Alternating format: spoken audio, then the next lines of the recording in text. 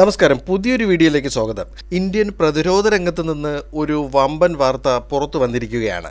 ആണവായുധങ്ങൾ കഴിഞ്ഞാൽ രണ്ടാമതായി ഏറ്റവും മാരകശേഷിയുള്ള സ്ഫോടക വസ്തുവായ ഒരു മിശ്രിതം ഇന്ത്യ സ്വന്തമായി വികസിപ്പിച്ചു എന്നാണ് വാർത്ത. ഇതിൻ്റെ പേരാണ് സെബെക്സ് 2. സാധാരണ ഉപയോഗിക്കുന്ന ആയുധങ്ങളായ ബോംബ്, പീരങ്കി ഷെൽ, മിസൈൽ പോർമുനകൾ എന്നിവയിൽ ഇപ്പോഴുള്ളതിൻ്റെ 10 മടങ്ങ് പ്രഹരശേഷി ഈ പുതിയ സെബെക്സ് 2 ഉപയോഗിക്കുമ്പോൾ ലഭിക്കും എന്നാണ് പറയപ്പെടുന്നത്. മേക്ക് ഇൻ ഇന്ത്യ പദ്ധതി പ്രകാരം നാഗ്പൂരിലെ ഇക്കണോമിക് എക്സ്പ്ലോസീവ് ലിമിറ്റഡാണ് സെബെക്സ് 2 വികസിപ്പിച്ചെടുത്തത്. ഇതിനെ നാവികസേന പരീക്ഷണം നടത്തി അംഗീകരിച്ചും കഴിഞ്ഞു. അധികം താമസിയാതെ ഇത് സൈന്യത്തിൻ്റെ ആയുധ ശേഖരങ്ങളുടെ ഭാഗമായി മാറും. ഇത് ഉപയോഗിക്കപ്പെട്ടു തുടങ്ങുന്നതോടെ യുദ്ധോപകരണങ്ങളുടെ ഫലപ്രാപ്തിയും മാരക പ്രഹരശേഷിയും കൂടുമെന്നാണ് നിഗമനം. സാധാരണ യുദ്ധത്തിന് ഉപയോഗിക്കുന്ന രാസവസ്തുവാണ് TNT, അതായത് ട്രിനിട്രോട്ടോളുവിൻ.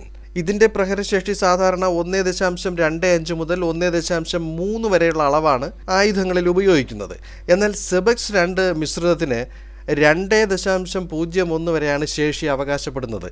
അതായത് ഇത് ഉപയോഗിച്ച് നിർമ്മിക്കപ്പെടുന്ന ബോംബുകളും മിസൈൽ പോർമുനകളും അതിഭയാനകമായ സ്ഫോടനമായിരിക്കും സൃഷ്ടിക്കുന്നത്. ഇതിൽ നിന്നും ഉൽപ്പാദിപ്പിക്കപ്പെടുന്ന തീയും ചൂടും ശത്രുപാളയങ്ങളിൽ ഭീകരമായ നാശമായിരിക്കും വരുത്തുക.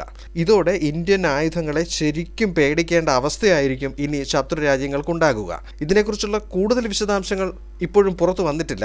മറ്റൊന്ന്, ഇതുമൂലം ഇന്ത്യൻ ആയുധങ്ങളുടെ കയറ്റുമതി വലിയൊരു നേട്ടമായിരിക്കും രാജ്യത്തിന് നേടിത്തരുന്നത്.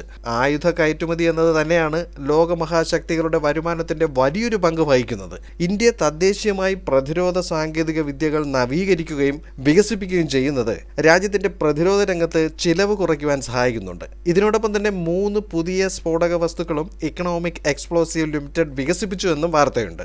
ഇപ്പോൾ ഇന്ത്യൻ നാവികസേനയുടെ ആയുധ ശേഖരങ്ങൾ സെബെക്സ് 2 ഉപയോഗിച്ചു തുടങ്ങിയിട്ടുണ്ട്. ഇതോടെ പ്രതിരോധ രംഗത്ത് തന്ത്രപ്രധാനമായ മുന്നേറ്റമാണ് ഇന്ത്യ നേടിയിരിക്കുന്നത്. മറ്റൊരു വീഡിയോയിൽ മറ്റൊരു വിശേഷവുമായി കാണാം. ചാനൽ സബ്സ്ക്രൈബ് ചെയ്യുക, വീഡിയോയ്ക്ക് ലൈക്ക്, കമൻറ്റ്, ഷെയർ എന്നിവയൊക്കെ നൽകുക.